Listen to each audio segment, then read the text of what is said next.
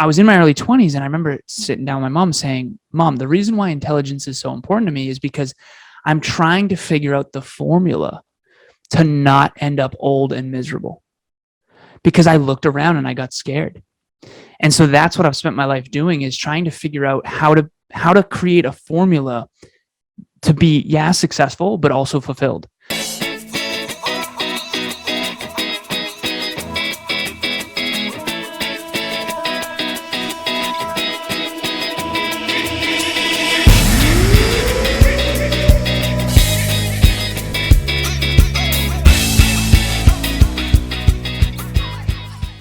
So Alan, hey man, I really look forward to jumping in and just having this conversation with you, because obviously you just incredible results of what you've been able to establish. But my biggest question really is, you've been able to establish the nextleveluniversity.com. Okay. What's that vision for you, man? And why are you being the forefront of producing this next level kind of content? It really comes down to what I believe. So my whole life, I've been trying to figure out the formula to be successful and fulfilled. I'm a big math guy, always have been. And I remember I was in my early 20s, and this is my ego version of this, but I remember my mom said, Alan, why do you value intelligence so much? Like, what's the big deal? And it was almost kind of like an attack, and we've talked about it since, so we're good. But like, why is intelligence so important to you? And I said, Mom, I think it's the most important thing because, quite frankly, people told me growing up, like, in high school, these are the best years of your life. These are the best years of your life. And we're not going to go too deep into my backstory because we have a short time frame here. But I had my father passed away when I was 2 years old in a car accident. I had a stepfather from age 3 to 14. When I was 14, my stepfather left, and he was the primary income earner. So we literally went from early 2000s customizing our own unique yacht as a family to my mom got the home with me and my sister, and then my father got the yacht, and they split ways. And I went from customizing and boats and deep sea fishing and vacations and skiing and snowboarding and being fairly well off to, quite frankly, I got free lunch at school because our income was so low. And so I had to learn how to be the man of the house from a very, very young age. And the reason I tell this is I was told, these are the best years of your life. These are the best years of your life. And I remember thinking, like, God, I hope not. Like, God, I hope not. High school is not that great, right? And so I looked around and I saw unfulfilled marriages. I saw unfulfilled careers. I saw unfulfilled people. It's just the truth. Small town. And yes, I used to not say this publicly, but I'm going to say it. Small-minded, small town. Uxbridge, Massachusetts. And they're wonderful people, but not the most fulfilling people, not the most fulfilled people, I should say. And so I was in my early 20s, and I remember sitting down with my mom saying, Mom, the reason why intelligence is so important to me is because I'm trying to figure out the formula to not end up old and miserable. Because I looked around and I got scared. And so that's what I've spent my life doing, is trying to figure out how to create a formula to be, successful, but also fulfilled. And now I'm writing a book called Optimizing for Fulfillment, and it's actually a formula, and anyone can do it. And it's, customizable and unique to each individual. But having coached now people all over the world, all different countries, all different backgrounds, all different cultures, all different ethnicities, hundreds of people, I just surpassed my 1200th coaching call. So globally, I have such an interesting perspective at the deep, intricate behind the scenes of real people's lives with real different businesses, all different industries and backgrounds. And so you start to realize, okay, it is a formula and it's unique to each individual. And so Next Level You, quite frankly, is what I believe to be the solution to all human suffering. There are two causes of human suffering, in my opinion, primarily at the very root. Number one is ignorance. Some people just don't know any better. Number two is apathy.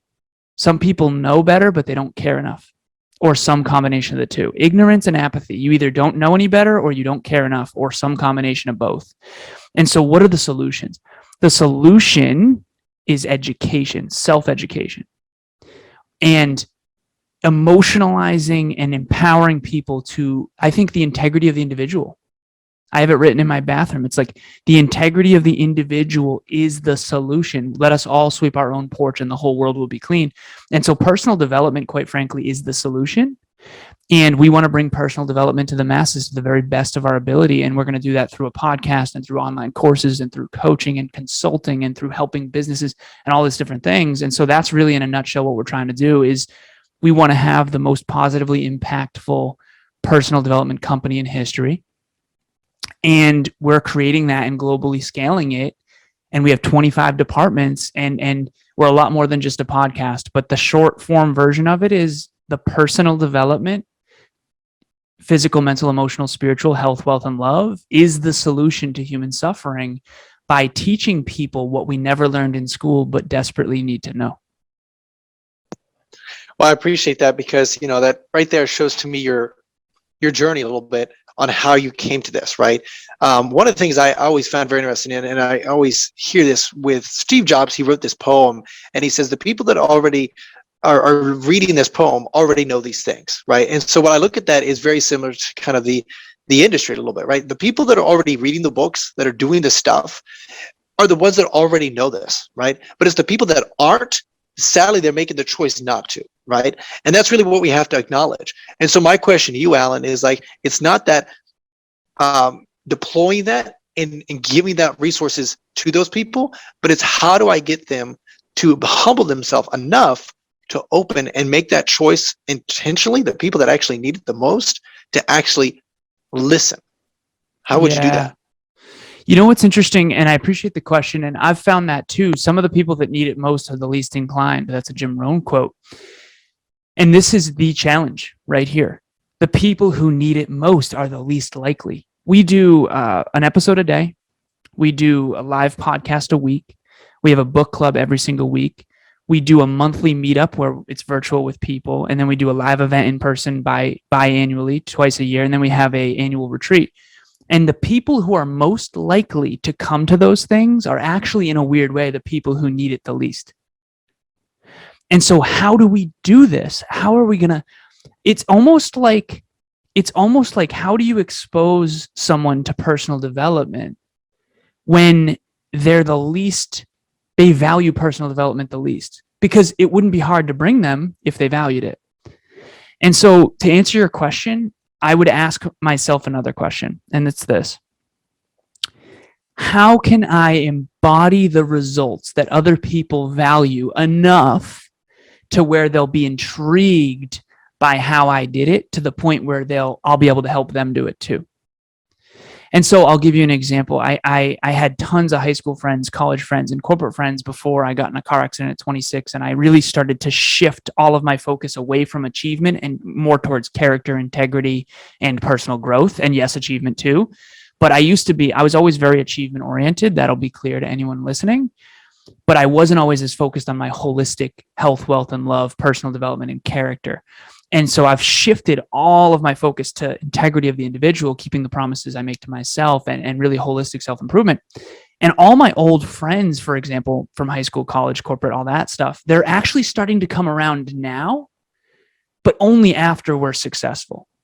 So I think it's one of those things of you can't influence someone without knowing what already influences them. That's a Tony Robbins quote. I don't want to take credit, but it's true. At the end of the day, I can sit here and say, read books, read The Compound Effect. So I'll give you this example. So right behind me is a book called The Compound Effect by Darren Hardy. I think it's the most valuable book ever written. It's very simple. It's the fundamentals, and if anyone wants to be successful, I would just slide that book across the table. But I also know that book has sold, maybe 1/1,000,000th of the copies of Harry Potter. And so Harry Potter is a great book too. I love Harry Potter. I love J.K. Rowling, big fan. But which book's more valuable, Harry Potter or The Compound Effect? The Compound Effect by far. But how do you get people to know that? You go get the results they value, the beautiful home on the beach, the incredible intimate relationship, the nice car, the being heard in 125 plus countries, which we're blessed to now. And then you allow that to bring them in and get intrigued, and then you show them the books. And so we have a book club about these books. The Compound Effect was the last book that we read, and unfortunately, but also the way it is, some of our shinier results are actually what is bringing some people to really look at. Because you can sit here and go, okay, cool, awesome accolades behind you, Alan. Great, great, great. But how did you do it? Okay, the compound effect. Right. And so that's really what it is. It's the one-on-one coaching. It's the character, it's the skills, it's the personal development, it's the learning, it's the books, it's the courses. I was listening to Jim Rohn right before this. Swear to God, on YouTube. Jim Rohn, big fan. But he's not as famous as a Kim Kardashian. And that's a tragedy. That's a tragedy, genuinely. And so how do we do it? We have the lifestyle and the lives that people value, and then they come to us to ask how we created it, and then we show them how through the tried and true fundamentals that really do work, of work ethic and virtue and study and practice and contemplation and consciousness and sweat equity and due diligence and integrity. So yeah, that's what it is have the lifestyle that others want, and then they'll come to you and ask how you did it. And that's when you can really teach them the values that created it. I love it. Love it. I think that's just a very wise answer, because it's one of those things you have to light yourself on fire and they will come, right? Now, also, one of the things is you mentioned earlier on, the fulfillment, right? You have to be fulfilled in what you're doing. One of the things that I found very interesting is you have Robin Williams, right? Produced accomplishments beyond what many will ever even be able to fathom, right? However, though, at the end of the day, at the end of his life, what did he do? He took his life because he was not fulfilled, right? Now, there was a lot of those things. We could all go on that conversation, of course, but the reality, though, is he did take his life. And my question is, we were talking before you got on this podcast, kind of, you have to be alignment with your character, alignment with things that are stable, the long term, and having that long term effect. Now, it's not cool, it's not sexy, it's unattractive, it's unorthodox thinking, sadly. But I think the greatest people that have lived always think long term and always have that mindset and stick with things in their behaviors, habits, mindset, that what is going to stay consistent, right? Character, things like that. And so at the end of the day, how that alignment long term to have that fulfillment as well. And I'd love to just get your response on kind of why that's so important to you right now in your life, and what do you do habitually and behavioral to stay consistent with that. I appreciate the question. So if you're building a home and someone says, ooh, the foundation doesn't have good integrity. Emilia and I, my beautiful girlfriend and I, purchased a home recently. And I remember before we were looking at homes, the first thing you do when you walk into a home is, and I didn't know this, her father does, and you'd look at the bones of the home, what's called the bones of the home. The bones is the basement and the roof. So the first thing you do is go down to the basement with a flashlight, look for mold, and then go to the roof and see if there are any leaks or any mold. And then you look at the structure, and then you can look at the nice, pretty stuff. And so I think of a human being's life the same way. And the truth of the matter is, whether people like it or not, there are certain character traits that indicate future success. So my girlfriend, Emilia, hardworking, loves to learn, unbelievable self-discipline, high goals, lots of self-belief, pretty high self-worth, ridiculously high standards for herself. You can give her pretty much any idea, and if she believes in it enough, she'll go make it win. And so to answer your question about fulfillment, though, fulfillment is, I think, a byproduct of success, but only if it's within your calling. So we have this framework that we use. Super simple. My girlfriend came up with it, not me. Core aspirations at the top, core values in the middle, core beliefs at the root. Okay, so picture a tree. Core aspirations is the fruit that you want the tree to bear. Core values is the trunk of the tree and the width of the tree. Core beliefs is the root, the acorn. And I believe that fulfillment is a byproduct of alignment with one's own core aspirations, core values, and core beliefs. And I'll give you some extreme examples. So let's say you have a core aspiration to have a net worth of $1 million. Great aspiration. Awesome. But if you don't know your core values, you might go sell cigarettes. See, you achieved your goal, but you're not fulfilled because you know deep down you're not serving other people. Okay, you're actually profiting off of killing other people, technically speaking. Okay. Now, again, it's their own choice, and we could argue all day about the morals and ethics of, like, if you have a cigarette company, I apologize. I really don't, honestly, though, because you're not good for the world, but that's a whole nother conversation. Here's my point. Fulfillment is a byproduct of alignment with your own highest calling, your own core aspirations, your own core values, and your own core beliefs. And so if you have a core belief that personal development is the solution to all human suffering, well, then you should probably set your goals in alignment with that and try to create a personal development company that can bring personal development to more people to improve their lives, to then improve the lives of others, to then improve the lives of others. And the vehicles in which we do that are through podcasting, speaking, coaching, training, consulting, all that stuff. And that's awesome. And eventually books as well. But I think that that's what it is. To answer your question, is fulfillment is a formula, and it's unique to each of us, but there are three fundamentals. And yes, in alignment with core aspirations, core values, core beliefs, but it really comes down to these three things. Number one, maximizing one's own unique potential. If you are not maximizing your own unique potential, regardless of anyone else's opinion of you, you know it deep down. So 0 to 10, how much are you maximizing your own unique potential? Second, maximizing one's own unique greatest level of contribution. Okay, from 0 to 10, how much are you contributing beyond yourself? And then number three, and this is the one that I was missing, maximizing one's own unique quality of life. See, some people, my business partner, Kevin, loves cars. He wants a Mercedes AMG GTR, like a really nice, really high-end car. I genuinely could care less. I drive a 2008 Subaru. We made $100,000 in the last 3 months, and I'm still driving a 2008. I just don't care. I do, however, want a self-driving car when they are legal and they come out, because I want to be able to push a button and focus on reading or learning or working. And so that's my unique quality of life. He wants a standard gas-powered AMG GTR. I could care less about that, but I do want a Tesla that will drive itself. And so everyone has their own unique flavor of those three things. Maximizing one's own unique potential, maximizing one's own greatest level of contribution, maximizing one's own unique quality of life. And I think that fulfillment is a byproduct of how well and effectively and consistently you can do those three things. You put that so elegantly. Just beautiful. I mean, gracious.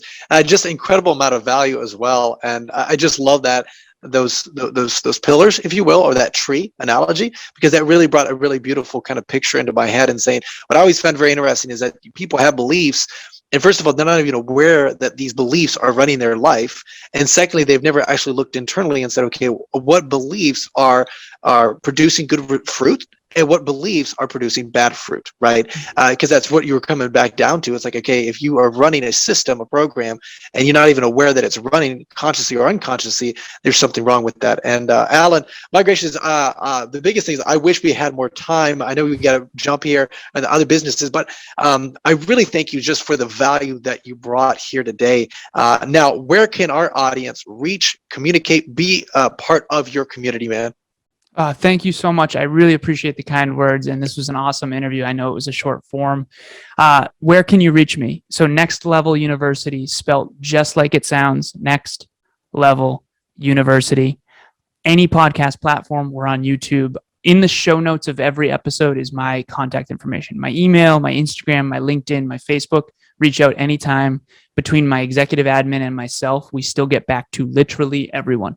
So I don't know if that'll always be the case, but it is right now. So please reach out. I'm happy to connect. If any of this resonated with you, I just hope to connect with you, and you can find me at all things Next Level University. Awesome. And guys, those links will be in the description below. Make sure you stop what you're doing and literally just be in his community and just connect with him. He's on LinkedIn. All that stuff will be on the in the description there. And before we let you go fully, Alan, would you care to share a last few words of wisdom to our audience? Last few words of wisdom. I appreciate it. There's so much out there that I could say, but it always comes down to what my mom taught me. My mom taught me this when I was 7 years old.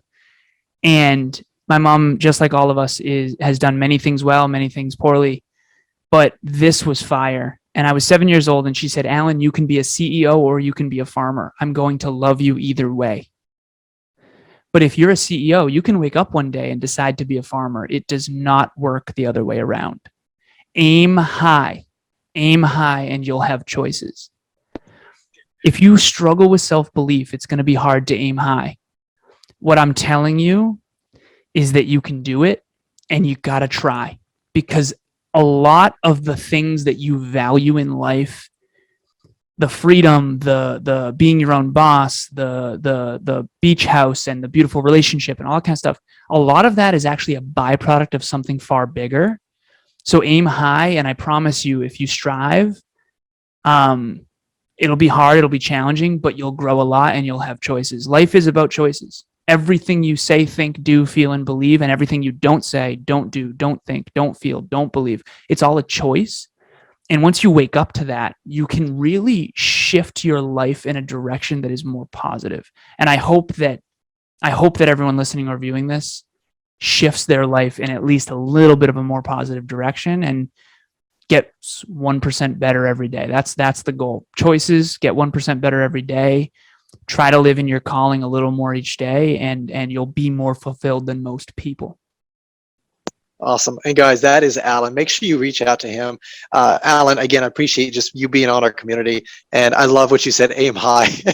you can be a CEO and go to be a farmer, but yeah, it doesn't work the other way, man. Hey guys, that is Journey with Christian D. Evans. And remember, be uncommon if you can.